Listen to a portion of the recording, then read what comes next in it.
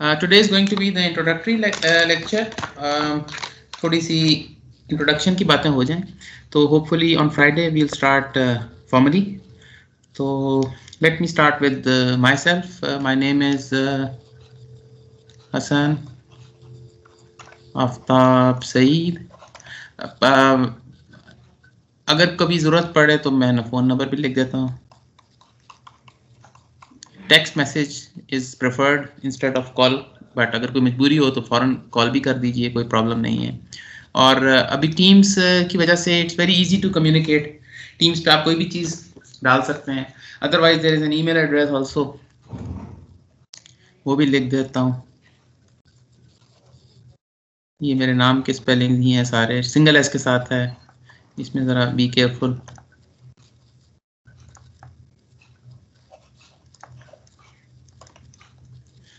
Okay, so this is about myself, about the subject. Formally हमारे time table में और हमारे करिकुलम में इसको we call it mechanics of materials 1, but there are other names of the subject. In the olden times it used to be called strength of materials.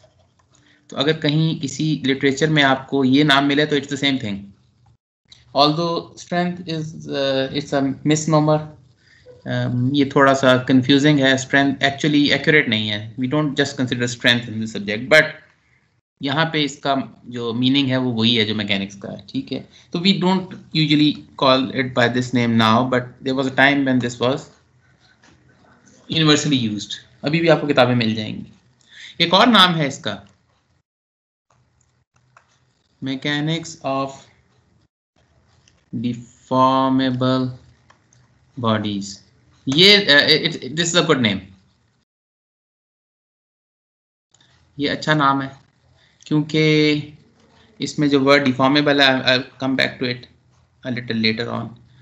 ये बहुत accurate नाम है, तो it's we can call it this by this name also. इसके अलावा एक और बड़ा अच्छा नाम है इसका, वो है सॉलिड मैकेनिक्स. तो call it by any name, call a rose by any name, it would smell as sweet. ये बेसिकली इसके नाम हैं. कहीं पे भी लिटरेचर में आपको ये 4-5 नाम नजर आए तो we are talking about the same thing. ठीक है, इसमें परेशान होने की जरूरत नहीं है. अच्छा, अब चूंकि यहाँ पे जिक्र हो ही गया है कि यहाँ मटेरियल्स की बात आ गई, तो इसको देख के आपको ऐसे लगेगा we are going to talk a whole lot about materials. We are not. ये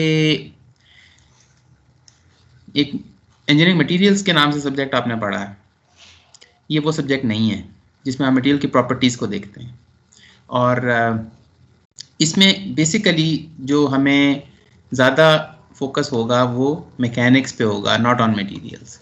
इसके ऊपर फोकस रहेगा हमारा. और मटेरियल्स कितना रोल प्ले करेंगे?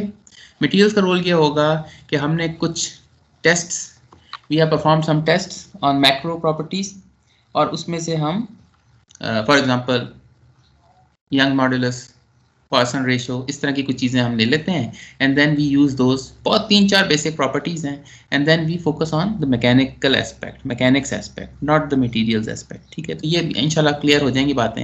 एंड दैट इज़ वाई जब हम नामों की बात करते हैं तो ये जो आखिरी 2 नाम हैं, डिफॉर्मेबल बॉडीज़ और सॉलिड मैकेनिक्स, ये बहुत ज़्यादा एक्यूरेटली डिस्क्राइब करते हैं हमारे सब्जेक्ट को instead of the other 2. But again, जिस तरह मैंने कहा कि if you know what we are talking about then it doesn't matter what we call something by. ठीक है ना, ये सिंबल्स होते हैं वैसे भी वर्ड्स. ओके, चलिए, the next thing is what we are going to do about in this subject.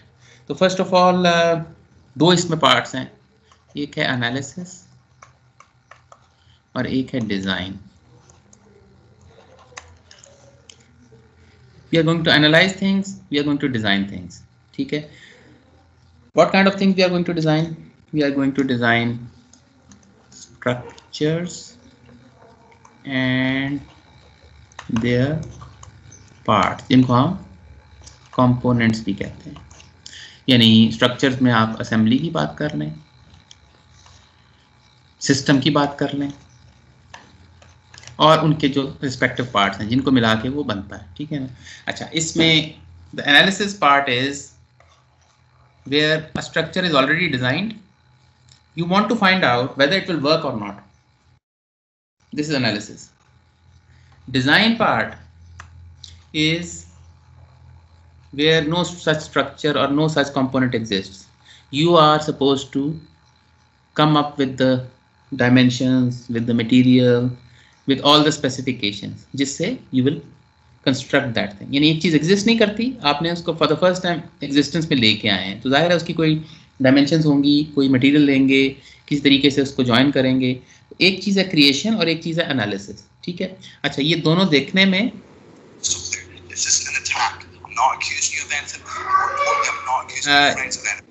ये अपना माइक ऑफ कर दें, थैंक यू।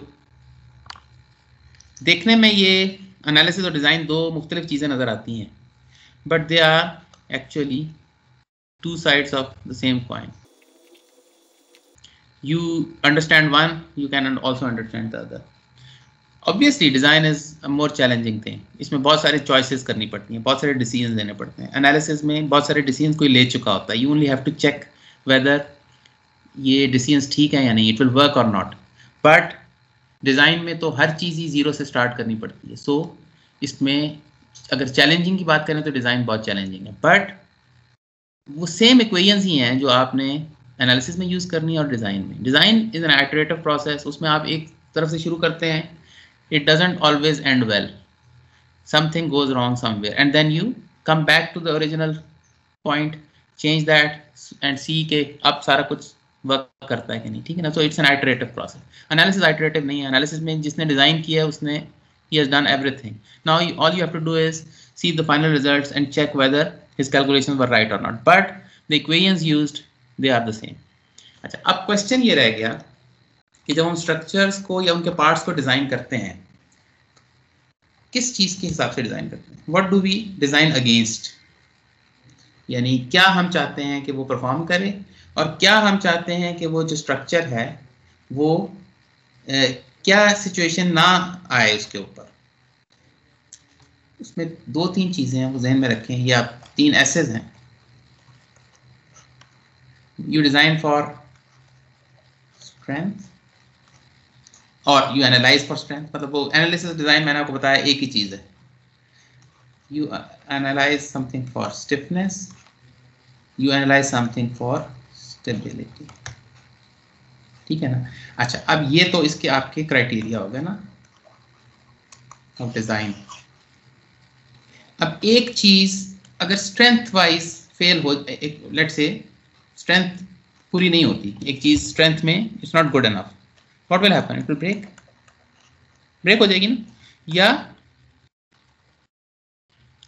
यील्ड कर जाएगी। You are familiar with these words, breaking, you know what breaking is, yield, you know, the plastic deformation हो जाए for example, and you don't want it to go into the plastic breaking for example, और ये we are going to discuss these things. एक चीज stiff नहीं होगी तो क्या होगा? Too flexible. For example, एक फ्लोर है, उसके ऊपर आपने कदम रखा, you walk on the floor, it doesn't break. So the first criteria is okay, but when you step on a certain portion, it sags too much, it deforms too much, so you won't feel comfortable, right? आप जो आपने furniture रखा हुआ है, आपने कोई काम कर रहे हैं तो वो टेबल टेढ़ी हो गई just because of its own weight, तो the things will start sliding on the floor, so it's not good. It didn't break, but too much flexibility in something, not good.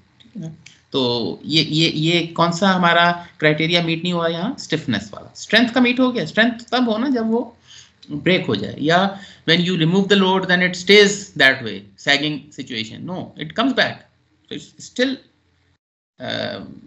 not yielded, it has still not broken, but उसने अपना function तो perform नहीं किया ना। तीसरी चीज क्या है?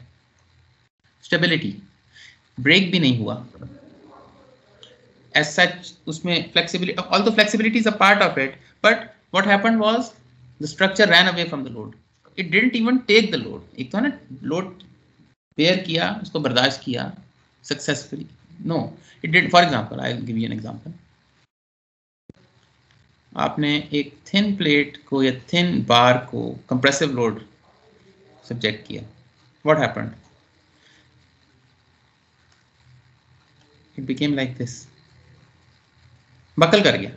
बकल होना तो ये चाहिए था कि वो कॉन्फ़िगरेशन में, अपनी स्ट्रेट कॉन्फ़िगरेशन में लोड बेयर करता, थोड़ी सी उसमें डिफॉर्मेशन आती, थोड़ी सी उसकी लेंथ कम होती, डजंट मैटर. बट वो हुआ क्या, वो साइड से निकल गया. तो it didn't even take the load. तो इसको कहते हैं अनस्टेबल हो जाना. तो इसमें जो फेलियर होगा उसको हम कहेंगे instability. Buckling is one example of instability. अब ये जो सारी चीजें हैं, these are called modes of failure. Fail हो गया ना. Failure can be of many types. यानी ब्रेक हो जाना फेलियर है, बहुत ज्यादा फ्लेक्सिबल हो जाना फेलियर है, अनस्टेबल हो जाना फेलियर है. And there are some other failures also. For example wear out हो जाना, फॉर एग्जांपल केमिकल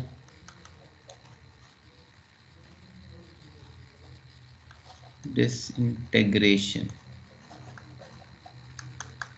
जैसे रस्ट हो जाना, उसमें से एरोड हो जाना मटेरियल का. There can be so many others, but what we will be dealing with in this subject are basically these three. And if you look at it from a positive point of view, then we are talking about analysis and design based on strength, on stiffness, on stability. अगर ये इन तीन चीज़ों को हम control कर लेते हैं तो बाकी जो केमिकल और वेयर वो सारी मामला आते हैं, वो they are part of mechanical design obviously, but in this course we are only going to discuss these three. ठीक है ना. And these three are a handful. ये कोई इतने आराम से नहीं हो जाएंगी, बट कोई इतनी मुश्किल भी नहीं है. द मेन थिंग इज थोड़ी सी इंटरेस्ट लें, थोड़ी सी डेडिकेशन दिखाएं, थोड़ा सा रेगुलर रहें, तो इंशाल्लाह ये सारा कुछ हो जाएगा. Now we come to another point, and that is you have the foundation. The good news is you have the foundation for this course, engineering statics. अगर आपको इंजीनियरिंग स्टैटिक्स आती है एंड विच यू नो, हमें पता है कि you have just studied it, और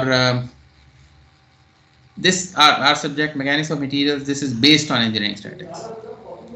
अगर आपको स्टैटिक्स में कोई इश्यूज हैं तो हमें थोड़ा सा उसको ब्रश अप करना पड़ेगा, थोड़ा सा उसको थोड़ा सा रिवाइज करना पड़ेगा, क्योंकि उसके ऊपर, उसकी फाउंडेशन के ऊपर हमने बिल्ड करना है. ठीक है. और अगर आप उसमें स्ट्रांग हैं तो इंशाल्लाह हमारा बहुत सारा काम ऑलरेडी हो गया है, क्योंकि हम जो कुछ भी इसके बाद करेंगे वो इसके ऊपर बिल्ड करना है. ठीक है जी. Okay. Now because we are talking about engineering statics, तो उसमें I just take 2 or 3 minutes. Do you recall that, for example, if this kind of a situation is there, मैं static की थोड़ी सी, just taking 2 minutes to revise statics.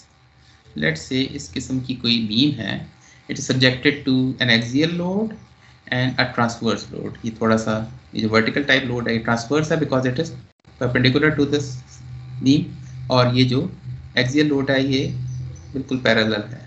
ठीक है. अच्छा, for example, this is the situation. You know from statics that first of all you could draw a free body diagram. The free body diagram is one of the foundations of statics as well as mechanics of material. इसके बगैर कोई चीज आगे नहीं बढ़ेगी. So I would urge everybody in every question to start with free body diagram. ठीक है. What is free body diagram? You isolate the part or the structure from of interest from its surroundings. यानी इस case में ये wall थी, आपने wall को निकाल दिया, क्योंकि हम हमारा इंटरेस्ट, ये हमारा अप्लाइड लोड है. ठीक है. Now let's say that this length is L. This is just a revision for you. This is nothing new. इसको हम P कह देते हैं लोड को. It could be any number. It's V. ठीक है. अच्छा, अब what was the wall doing? Wall was keeping this whole thing in equilibrium. ये equilibrium जरा यहाँ लिख लेते हैं. This is the foundation of our course, equilibrium. ठीक है जी, one of the foundations, not the only foundation. We'll come to it later. Now, what was the wall doing? Wall was keeping this in its place. How? By applying some forces. If the wall wasn't there, this would have moved in this direction because of load P, and it would have, this whole body would have moved downward because of this load B. Neither of the two happened. Why? Because there was an equal load applied by the wall in the opposite direction, so that there was no unbalanced force in the x direction. This is x direction. What was the other function of the wall? It also provided a force V, so that there is no unbalanced force in the y direction, so that it doesn't move up or down. Now what happens? P, the two P's, they are in one line, no problem, balance is complete. The two V's, they satisfy the force condition, but now they create a couple, because two equal and opposite forces, but with a distance between them, and that distance is L. So there's a couple produced, which is VL, right? So if left to itself, this beam would have rotated because of this couple, rotated like this. It didn't rotate. How? Because this wall also produced a resisting moment, and the magnitude was this. Now with these three forces, this P, V and M, the wall managed to keep this body in equilibrium. ये आपकी एक किस्म की revision होगी. Free body diagram कैसे बनाते हैं और हम ये फोर्सेस कैसे कैलकुलेट करते हैं, और ये जो हमने सारा कुछ किया, I didn't use any mathematics here.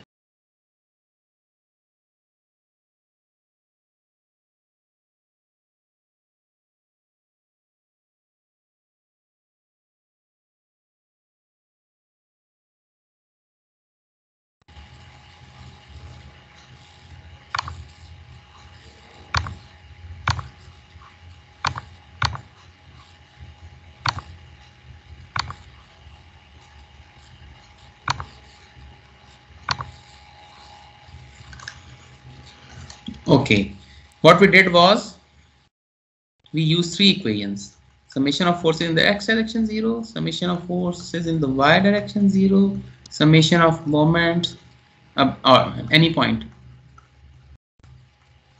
ये तीन फोर्स हमने इक्वेशंस यूज की थी, जिसकी वजह से हमने कैलकुलेट किया कि इंटरनल फोर्सेस क्या आएंगी, right? Because there were three reactions, three unknowns, and we had three equations, so we were able to calculate.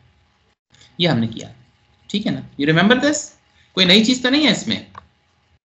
No.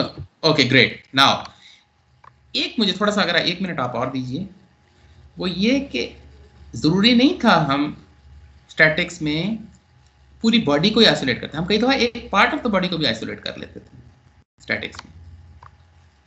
देखिए, अगर मैं ऐसे कट लगा दूं, तो मेरा, let's say my body of interest is not the whole body but one part of it, तो it was equally valid.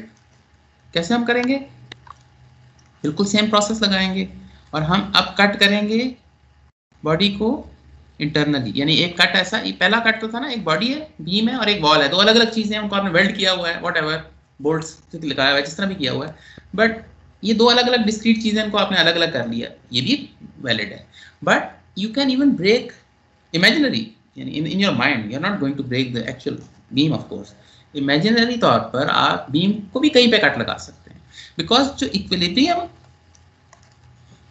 वो न सिर्फ पूरे के पूरे सिस्टम पे वैलिड होता है, बल्कि every part of the system must also be in equilibrium. For something, for a system to be in equilibrium, every part of it must also be equilibrium. तो forces तो उस पे भी इसी तरह वैलिड है. तो अगर हम इसको यहाँ से कट कर लेते, और वही हमारा v और वही हमारा p लग रहा है, और let's say this distance would be x in this case, not l. तो अब क्या होगा? वही फोर्सेस आप लगाएंगे तो आपको ये p भी मिलेगा, ये v भी मिलेगा, और m in this case will be vx. ठीक है ना? तो यहां तक तो आपने स्टैटिक्स में किया था। मैकेनिक्स ऑफ मटेरियल्स में हम एक स्टेप और आगे जाएंगे, one more step, what is the difference. और मैं ज्यादा बहुत डिटेल में नहीं जाऊंगा, आज चूंकि इंट्रोडक्टरी लेक्चर है, I just mention those two things, move on, and the rest of the lectures, the rest of the whole course will be an explanation of those 2 points.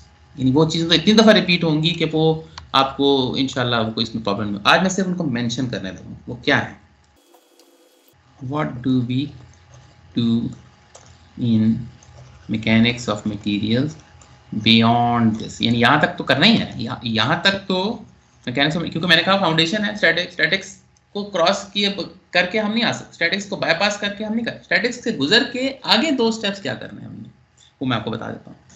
Number 1, हमें statics में एक हमारी assumption थी, कहते हैं rigid body,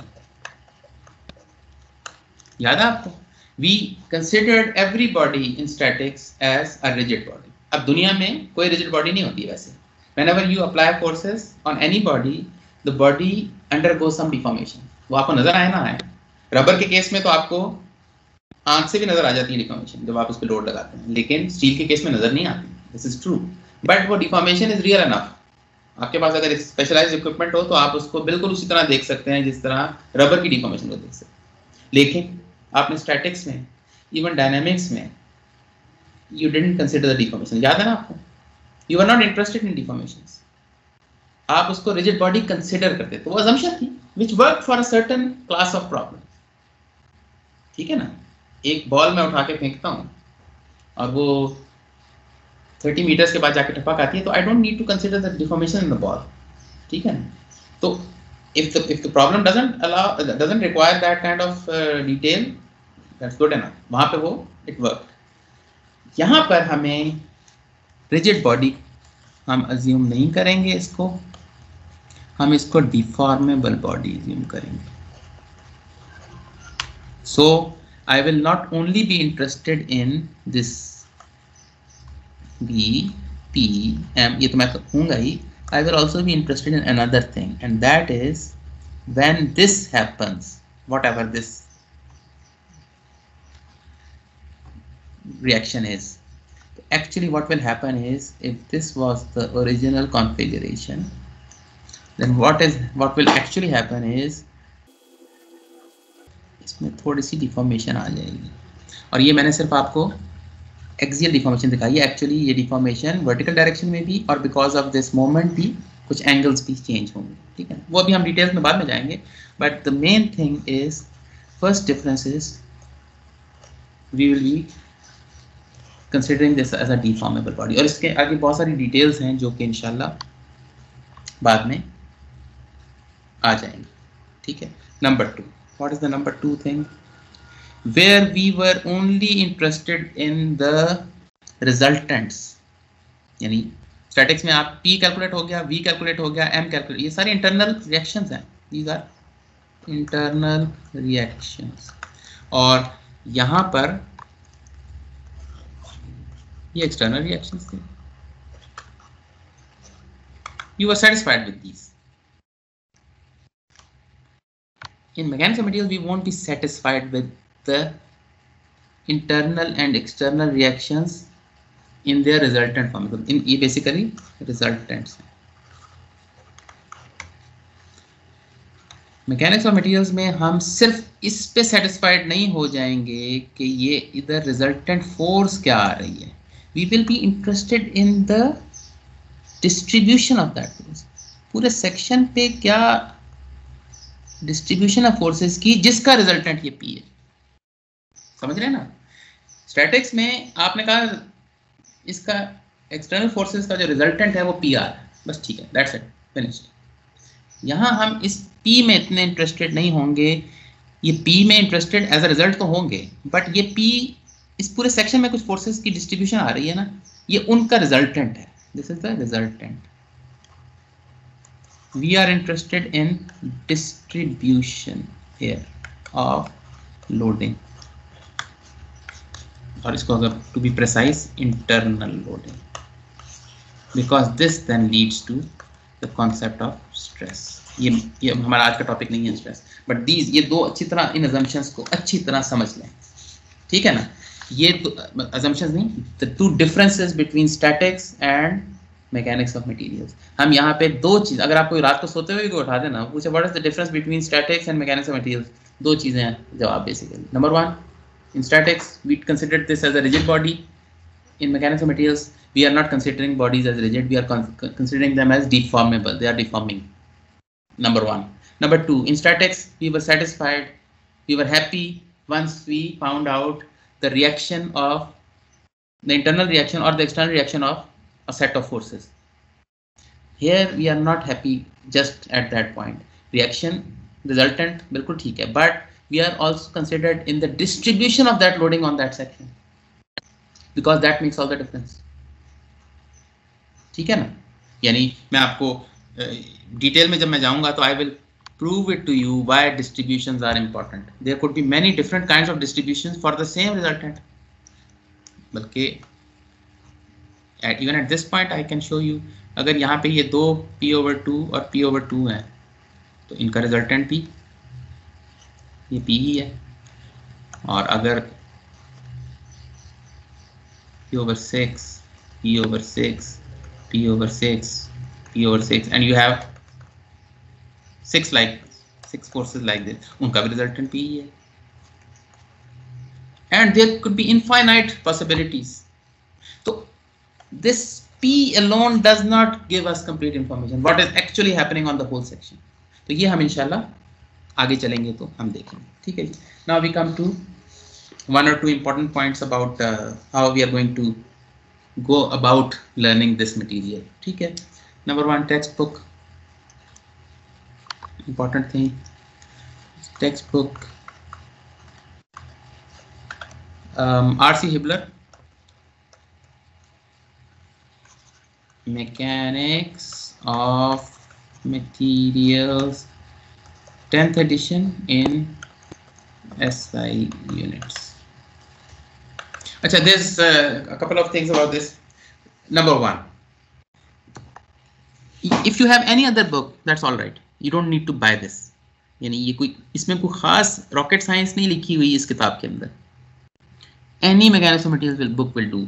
और ये ऐसी बात भी नहीं है कि मेरे पास 2002 की एडिशन है तो अब पता नहीं क्या हो गया है. What we are going to learn has not changed in maybe 120 years. अभी हम बेसिक्स पढ़ रहे हैं, ये चीज़ें वही हैं. ये कोई पिछले 4-5 साल में कोई रिसर्च चेंज नहीं हुई. Why we get a new edition of books every year is for another reason. ये सारे ये जितने भी पब्लिशर्स हैं इन्होंने अपनी अपनी बनाई हुई हैं books, and if one comes up with a new edition the others also have to follow, because वो लोग समझते हैं कि कोई नया एडिशन ज़्यादा अच्छा होता है. तो ये ऑलमोस्ट सेम होती है. तो if you have 9th edition or 8th edition or even if you have Beer Johnston or any other author's book, it is okay. Why we are specifying this one is just for one reason, और वो ये कि when I say कि you should do problem number 625, then obviously I'm talking about this edition. That's the only benefit of this. So if you have it online, that's good enough. If you have hard copy, it's even better. But अगर आपके पास hard copy किसी और चीज़ की है तो the material is the same. सिर्फ जब हम numerical को या किसी example को specify कर देंगे number के साथ, then we are talking about this. This is the only important point. Otherwise, there is nothing special about this book. ठीक है जी. हम सारा कुछ क्लास में फॉलो करेंगे. प्रैक्टिस प्रॉब्लम्स के लिए हो सकता है मैं आपको कुछ सेट्स दूं तो उसमें प्रॉब्लम नंबर्स जो हैं will be from this one, so you can easily get this, very easily available. Number 2, I will be using the white board throughout. This not going to be any PowerPoint. जो distance learning पे तो ऐसे है ही. Even आप अगर class में वापस आ जाएंगे, and this is my way, class में भी मैं वाइट बोर्ड पर ही सारा कुछ करता हूँ. इसमें 1-2 पॉइंट्स हैं, वो ये कि क्लास में पावर पॉइंट यूज़ करने का मतलब ये है कि I have spent a lot of time preparing those things, maybe hours, and then I just expect you to digest everything in a few minutes और मैं टक टक टक टक करके आगे चला जाऊँ. It's not fair to the student. I will do everything in front of you. जितना टाइम मुझे लगेगा आप भी साथ साथ समझ सकते हैं उतने टाइम में। You should also understand it. इसमें कोई जल्दी नहीं होगी। इसमें एक वैसे भी एक लिमिटेशन है, मैं ज़्यादा तेज जा ही नहीं सकता ऑब्वियसली, क्योंकि साथ साथ सोचना भी है, करना भी है। तो everything I do it here, but there is something that I want you to contribute also. ये थोड़ा सा आपसे भी रिक्वेस्ट है कि आप भी इसको ऐसे नहीं देखेंगे जैसे पावर पॉइंट को देखते हैं। वहाँ पे आपका देखते रहना ऑडियंस बन के, दैट्स अंडरस्टैंडेबल, क्योंकि how can you do so much work in such a short time. But here I am doing the work. आपको भी एक रजिस्टर ले लें, एक नोटबुक सी ले लें, लूज पेपर्स पे ना करें, ये गुम जाएंगे सारे। टेक माई एडवाइस, एक मोटा सा रजिस्टर ले लें और उसमें लेफ्ट हैंड साइड से शुरू हो जाए बस। और everything about this subject should be on one register, ताकि हम बाद में वापस आ सकें। जो मैं करूँगा आप भी साथ साथ करें। बिलीव मी, पेन यूज़ करने से जितना कुछ बंदा लर्न करता है वो खाली देखने से नहीं करता। ठीक है, तो ये आपने, ये मेरी रिक्वेस्ट है आपसे, और बाद में आपको इसका बेनिफिट हो जाएगा। ठीक है जी। अच्छा, now one thing that I want you to, the other request is, एक तो रजिस्टर वाली होगी ना, please develop a physical feel of the things. मतलब मैं बात करता हूँ कि इधर से तो आपका आ गया ना कि do everything in your hand, अपने हाथ से करें। ठीक है, लिखें, सिर्फ पढ़ सुने ना, सुनते हुए आपको लगता है सारा कुछ समझ आ रहा है, लिखने से होता है। ठीक है। नंबर 2, एक फिजिकल फील पैदा करनी है आपने इस सब्जेक्ट में, बल्कि in every other subject also, सिर्फ इसमें नहीं, इसमें ही क्यों, हर एक। फॉर एग्जाम्पल फोर्सेस, फोर्सेस का यूनिट क्या होता है? न्यूटन। Okay, great great. अच्छा, अब न्यूटन हर एक को पता है, फोर्स का यूनिट न्यूटन है, but do you have any idea what 1 Newton is? एक न्यूटन कितनी फोर्स होती होगी? यस सर, जी, 100 ग्राम का जितना वेट होता है। किसका कितना वेट होता है? 100 ग्राम्स का जितना वेट होगा। यस, 100 ग्राम का वेट नहीं यूज करते। ओह वेरी गुड, ये बात बिल्कुल ठीक है। 100 ग्राम का इतना वेट होगा। अब 100 ग्राम का वेट कितना होता है? मुझे कोई चीज बता सकते हैं 100 ग्राम की? यानी what I am talking about is, आपकी डेफिनेशन ठीक है, yes sir, 0.1 physical kg is, interpretation. हाँ फिजिकल, लेकिन ना 0.1 kg इज 1 न्यूटन अगर हम फोर्स की बात करें। वो ऑल्दो वो मास है, वो फोर्स है, लेकिन at the surface of the earth उसका वेट 0.1 किलोग्राम का जो वेट है वो बिल्कुल 1 न्यूटन है। That's right. तो वो 100 ग्राम बनता है। आपका आंसर 100% ठीक है। अगर ये ऑब्जेक्टिव टाइप क्वेश्चन होता तो आपके पूरे नंबर थे। बट माय क्वेश्चन इज, कोई चीज बताए ना जो 1 न्यूटन की होती है वेट में। This is what I want you to develop an insight about. For example, मैं आपको अगर आंसर दूं कि एक नॉर्मल साइज का जो एप्पल है ना, एक आपने यहाँ पे देखे होंगे कुछ एप्पल तो कुछ इंसानी साइज से बड़े भी होते हैं। वो एप्पल देख के लगता है तरबूज आ गया, ठीक है ना, उनकी बात नहीं कर रहा। एक मीडियम साइज एप्पल जो कि एक शरीफ किस्म का, शरीफ और नफ्स किस्म का जो एप्पल है, हाँ समझ गया ना, नॉर्मल सा, ना बहुत बड़ा ना कोई बहुत छोटा, उसका वेट तकरीबन 1 न्यूटन होता है। This is what I want you to develop. मतलब ये आप देखिए ना, न्यूमेरिकल में आंसर आता है 325 न्यूटन्स, 556 पास्कल्स, 325 जूल्स, इस आते हैं ना आंसर हमारे। हम उसमें क्या करते हैं, 325 जूल आंसर आया और ये हमने डब्बा बनाया और क्या जी, वाह मजा आ गया जी, खत्म हो गया। ठीक है, न्यूमेरिकल सॉल्व हो गया। But do we have any idea what this number means? ये क्या इस इतने से मैं कितने बल्ब जला सकता हूँ, कितनी देर के लिए मैं या एक बास्केट को मैं यहाँ से कितनी हाइट पे उठा सकता हूँ? Do you understand what I am talking about? ठीक है। अच्छा, इसी तरीके से हाँ, हम मीटर की बात करते हैं। न्यूटन मीटर लेंथ की एक यूनिट है। 1 मीटर कितना होता है? ये तो हर एक को पता है कितना होता है। कितना होता है जी? 100 सेंटीमीटर सर। हाँ नहीं, वो तो 100 सेंटीमीटर ठीक हो गया। फिर I will again ask you कि this is a definition, 1 metre is 100 centimetre, that is right. तो 1000 मीटर 1000 मिलीमीटर भी होता है और 1 मिलियन माइक्रोमीटर भी होता है। बट द थिंग इज, मुझे कोई चीज बताएं जो 1 मीटर की होती है। Physics, I am talking about the physical interpretation. Yes, क्या चीज होती है 1 मीटर तकरीबन? आप इस वक्त, अगर आप में से जो लोग डेस्क पे सर बैठे हैं, मेरे वेस्ट तक 1 मीटर बनता है। आपकी वेस्ट का तकरीबन 1 मीटर बनता है, आपकी वेस्ट 1 मीटर है, ठीक है, बिल्कुल इतनी ही होगी, बिल्कुल ठीक है। Now this is what I am talking about, very good, ठीक है। ये किसकी वेस्ट है जी, बताएं, 1 मीटर? सर वेस्ट नहीं सर, पाँव से लेके वेस्ट तक। हाँ बिल्कुल हाँ बिल्कुल ठीक है, बिल्कुल पाउंड से लेके वेस्ट तक ना। तो आपको पता है पाउंड से लेके वेस्ट तक और आपकी जो वेस्ट है जो मैंने कहा था उसमें कोई ज्यादा फर्क तो नहीं होता? ये नहीं, ज्यादा फर्क नहीं होता, बिल्कुल ठीक। अब्दुल्ला बोल रहे हैं ना? Yes sir. हाँ very good answer Abdullah. Pound से लेके वेस्ट तक आपका तकरीबन बिल्कुल 1 मीटर ही है। ये जो एक नॉर्मल किस्म का डेस्क होता है ना जिसमें हम बैठ के काम करते हैं, वो भी तकरीबन मोर और लेस, देखिए we are talking about more और लेस, ऑब्वियसली हम कोई फीता लेके आप नापना नहीं शुरू कर देंगे। यस वो भी तकरीबन एक जो डेस्क है ना वो तकरीबन ग्राउंड से लेके, और वही आपकी वेस्ट भी तकरीबन एक आमतौर पर डेस्क के बराबर होती है, थोड़ा सा ज्यादा होती है, वो 1 मीटर है, ठीक है। अच्छा now if we are on this line, तो फिर हमें पता है जूल जो होता है एनर्जी का यूनिट है ना, और वो न्यूटन मीटर के बराबर होता है ना? Yes sir. तो अब आपको अंदाजा हो गया कि एक जूल में कितनी एनर्जी होती है।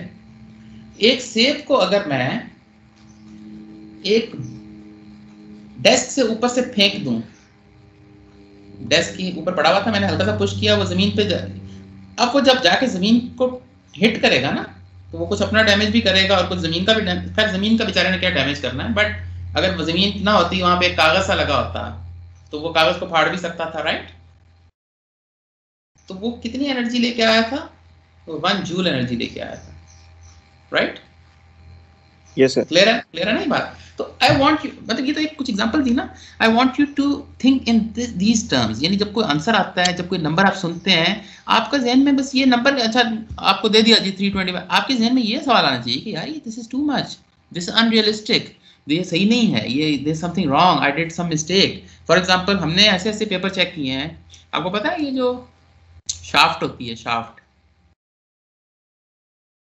इसके ऊपर अगर आपने कोई गियर वगैरह लगाना है ना, तो अगर मैं आपको क्रॉस सेक्शन में दिखाऊं, तो ये आपने लेट्स से एक गियर लगाया, ठीक है ना, ये अभी आप आगे जाके पढ़ेंगे ये चीज़ें, ठीक है ना। तो अब ज़ाहिर है शाफ्ट के ऊपर गियर आप ये स्लाइड करेंगे, तो अब ज़ाहिर है गियर चलेगा तो इसको फिर स्लिप नहीं होना चाहिए, ठीक है ना। तो आप यहाँ पे कोई की या की वे वगैरह लगाते हैं। इसी तरह कोई और चीज़ है जिसमें आपने कोई शाफ्ट है उसके ऊपर आपने कोई रिंग लगाया, तो आप you don't want this to slip, तो आप क्या करते हो, एक पिन लगा देते हो जो शाफ्ट के अंदर से गुजर के इसके अंदर पिन गुजारते थे ना, ताकि वो फिर स्लिप ना करे, ठीक है ना। ये चीज़ें होती हैं। तो हमने ऐसे ऐसे क्वेश्चन पेपर भी चेक किए हैं कि शाफ्ट 30 मिलीमीटर डायमीटर का शाफ्ट है और हमने पिन डिज़ाइन करनी थी या पिन का कोई डायमीटर निकालना, तो पता चला जी 86 मीटर आंसर आ गया पिन का, ठीक है ना। तो वो जनाब वही हुआ कि जी पिन डायमीटर 86 मीटर और फिर ये डब्बा बनाया जी, और ये तो यहाँ पे आपका एकदम कान खड़ा हो जाना चाहिए कि यार ये 30 मिलीमीटर डाया का, चलो ये तो ठीक है शाफ्ट, ये 86 metre, you imagine what 86 metre is. 86 metre वो जो 100 मीटर की डैश होती है उसैन बोल्ट वाली, उससे थोड़ी सी कम। तो what I am talking about is ये नंबर बड़े अच्छे आ जाते हैं, बट अगर आपने कहीं कैलकुलेटर में मिस्टेक की, कहीं पे गार्बेज इन कर दिया तो फिर गार्बेज आउट होगा। तो वहां पे आपने एक सैनिटी चेक रखना है, अपनी आंखें खोल के रखना है। तो this is my request to you, और इसके लिए मेरी तरफ से कंट्रीब्यूशन ये है कि I want you to be very particular about your units, और थोड़ा सा आपको फील होनी चाहिए, लेकिन उसमें मैं आपको हेल्प ये करूंगा कि I will only deal with ऐसे यूनिट्स। कोई सवाल हमारी पूरे क्लास में फुट पाउंड शाउंड ये चीज़ें नहीं होंगी, सिर्फ ऐसे यूनिट्स होंगे, ठीक है ना। तो ये मेरी तरफ से कंट्रीब्यूशन है आपको इजी करने के लिए। आप एक सेट ऑफ यूनिट्स में कंफर्टेबल हो जाए, मेरे लिए एनफ है, बजाय इसके कंफ्यूज होते रहें। तो कोई PSI कोई इस तरह की चीज़ें नहीं होंगी, but pascals, mega pascals, joules, newtons, metre, इनमें आपको एक फील डेवलप करनी है। इनमें you have to be, when you talk about something you should sound intelligent. कोई ऐसी बात ना करें कि जिस तरह कुछ लोग होते हैं उनको पता नहीं होता कि बिलियन और मिलियन क्या होता है, वो जो दिल में आता है बोलते रहते हैं। When you talk about $1 billion then you should know what $1 billion is. एक बिलियन डॉलर में कितने एयरक्राफ्ट आते हैं या नहीं आते। You should be able to know कि हम क्या बात कर रहे हैं। $1 मिलियन कितनी वर्थ होती है, इसी तरह 1 न्यूटन कितना होता है, 1 किलोग्राम कितना होता है, 2000 मेगा पास्कल कितना बड़ा स्ट्रेस है। Is it a realistic stress, is it too much, is it a very small stress. ये आपको चीज़ें पता होनी चाहिए, and we will develop it over the time, ठीक है ना। अच्छा ये एक चीज़ हो गई। Now I will just, because I have few minutes left, I'll just come back to one more point जो थोड़ा सा मैंने शुरू में elaborate नहीं किया था, तो मैं थोड़ा सा elaborate आपको कर देता हूँ उसको यहाँ पर, और then I think will be finished today. और वो पॉइंट ये है कि जब मैंने आपको 3 S की बात की थी, वो कौन से 3 S थे जी, बोलिए? Strength, stiffness and stability.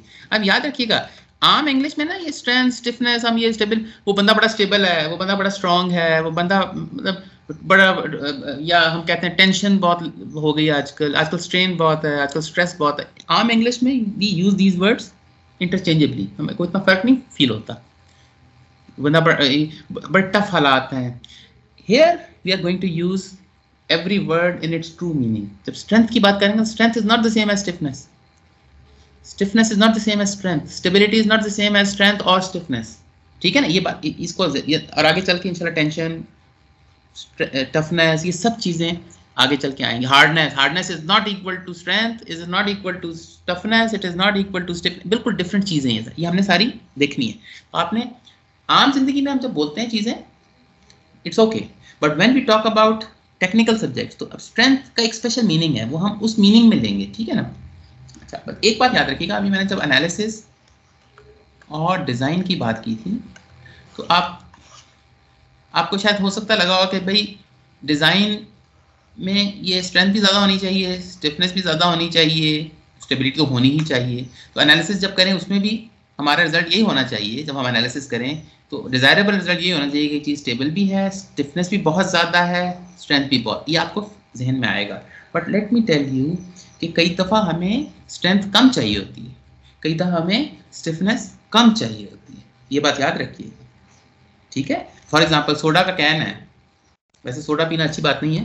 Soda का कैन है, उसमें जब आप सोडा का कैन खोलते हैं तो उसमें एक उन्होंने वो हैंडल सा दिया होता है, उसको आप खींचते हैं तो वो एक क्रीज सी होती है, वहाँ से वो फट जाता है, कट जाता है ना, and then you drink it.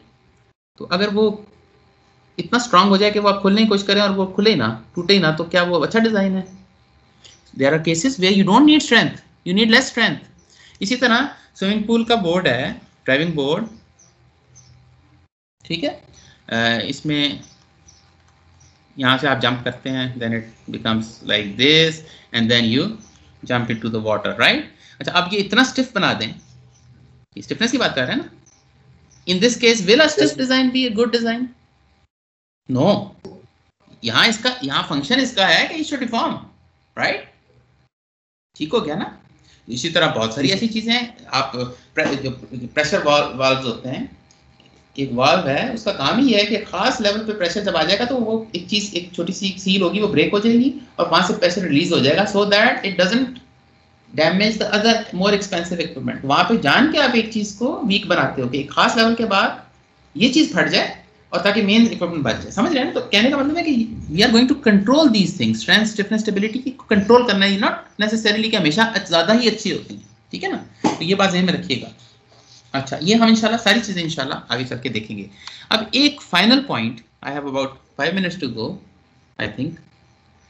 एक फाइनल पॉइंट है और वो ये है कि चूंकि we have studied this and we have taught this subject many times also.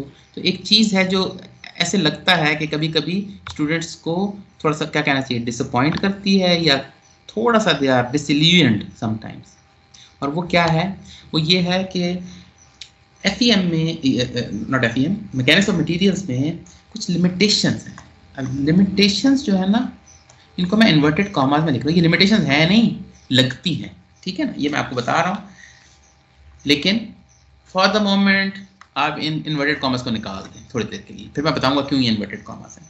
इसमें हमारी जो सब्जेक्ट की जो हमारी जो डोमेन होगी ना, वो तमाम बॉडीज ऐसी होंगी जैसे ये बॉडी, लॉन्ग स्लेंडर बॉडी, या वेरी थिन प्लेट, या ये अगेन स्लेंडर हो गया. अब इसमें फॉर एग्जांपल इसको आप इस तरह लोड कर रहे हैं या इसमें आप टॉर्जन दे रहे हैं, ठीक है. या इवन इट कुड बी, इस केस में इसको रॉड कहेंगे, इस केस में इसको हम शाफ्ट कहेंगे because of the loading, otherwise cross section कुछ भी हो सकता है। या हम जब बीम की बात करते हैं तो ऑब्वियसली यू नो बीम में फिर ट्रांसवर्स लोडिंग हो जाती है, इसको हम बीम कहेंगे। इन सब चीज़ों को अगर आप देखें तो इसमें आपको ऐसे फील होगा कि फील क्या है हमारी बेसिकली हम लिमिटेशन आपको बताएंगे कि one dimension will be very large और very small compare to the other two. अब इसमें देखें ना, इसमें थिकनेस बहुत कम है लेकिन ये एक्स और वाई डायरेक्शन बहुत ज़्यादा है। इसमें जो भी क्रॉस सेक्शन है इसमें एक्स और वाई बहुत कम है लेकिन ये थिक लेंथ कह लें बहुत ज़्यादा है, ठीक है ना। इस सेम विद बीम। और ये भी हो सकता है कि इसमें लोडिंग किस तरह की लग रही है, इस तरह की लोडिंग फॉर एग्जाम्पल लग रही है,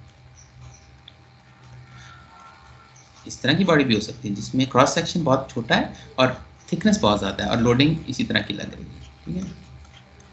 तो हमारी तमाम प्रॉब्लम जो हम इसमें देखेंगे ना उसमें ये होगा, या तो थर्ड डायमेंशन बहुत कम होगी बाकी दो से, या थर्ड डायमेंशन बहुत ज़्यादा होगी बाकी दो से। ये हमारी लिमिटेशन है इस सब्जेक्ट की, ठीक है। अच्छा, इसको सुन के या देख के कई स्टूडेंट्स जो इंटेलिजेंट किस्म के स्टूडेंट्स हैं वो कहते हैं यार हम तो बड़ा पता नहीं बहुत हाईटेक काम करने आए थे, ये क्या, ये तो सिर्फ हम ये चीज़ों को डील कर सकते हैं।